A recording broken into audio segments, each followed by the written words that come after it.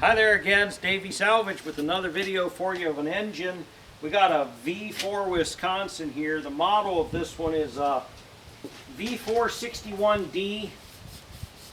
Right there, V4-16D.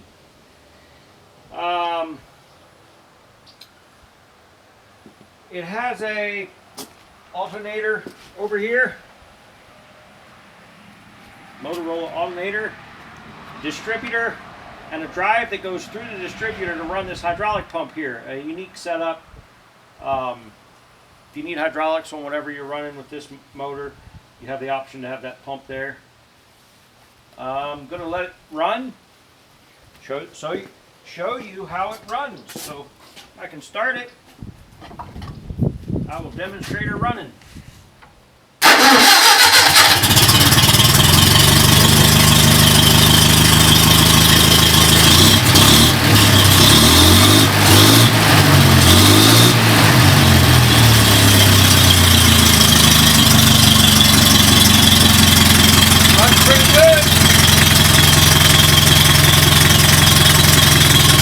None of the gauges are hooked up on it. Just run. I know it has some oil pressure, but none of the gauges are hooked up. Just running it to show you that it runs. If you'd like to purchase this motor, you'll find it on eBay, Facebook.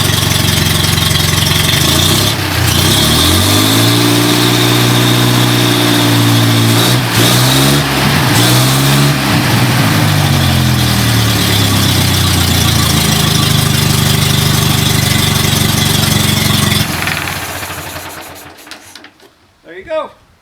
Muffler's got some dents in it. Doesn't have an air cleaner.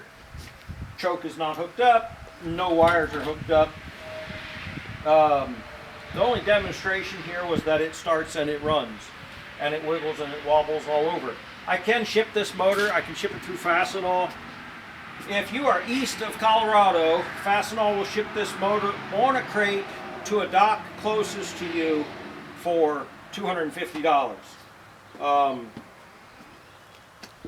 If you're in other locations further out west, you know, they may still ship it, but it might be double or triple of that for them to ship it. I don't know how to ship it any cheaper.